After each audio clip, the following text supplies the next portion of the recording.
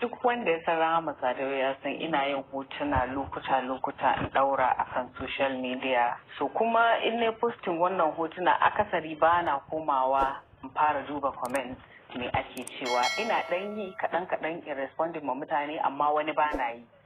So in ka duba da wannan hoton, dalilin da ya sa ma yawancin comments din ban gani ba, na yi posting din shi da daddare na tafi na yi bacci na, sai da safe ina tashi na ci karo da comments kusan 10,000.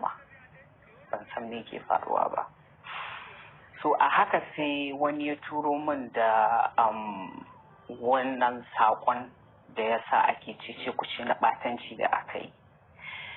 To ina ganin wannan sai na san cewa to wannan karan posting hoto ya ɗauki wani dimension, saboda inda da ne in ana comment ba zai dame ni ba, amma wannan personally ni ya taɓa ni.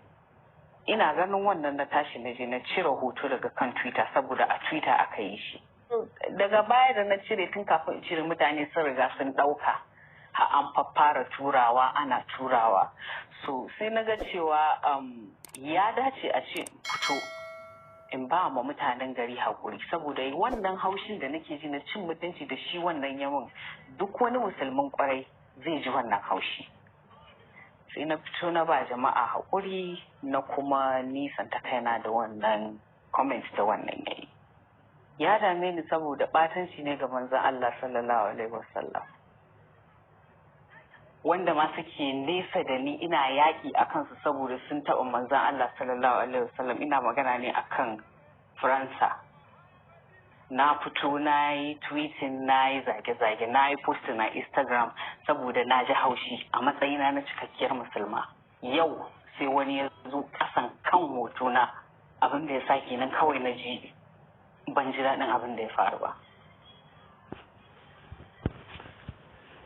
Na yi nadama, na ji haushi, dalilin ma da yasa na cire shi kenan gaba daya. Inda a ce random comment ne da mutane za su yi Rahama ki kaza, Rahama kin yi kaza, ba zai dame ni ba, amma manzon Allah ake magana sallallahu alaihi wasallam. So abin da ya ƙara bata min rai kenan. Duk abin da ya same ni na yarda da cewa a haka ni tawa kaddara take zuwa, kowa da irin yadda abin da yake samun shi, kuma da irin abin da Allah yake daura mishi. Ni na sai ta zo a haka. Ina jin haushi saboda duk wani mai hankali idan ya zauna ya kalli wannan abin zai gane cewa ni asali ma abin tausayi ne. Me dalili? Shine abu ne fa da ya faru da ban ma sani ba. Kila ma waɗanda suke maganan sun riga ni gani, amma suka ji ba za su kira ni ba, gara su bari a fara magana a kai. So ni ne nawa a ciki, me nawa a ciki, inda san ni ma haushe yake bani. Shin mutum ba zai zauna ya fara tunanin wai ya Rahama take ji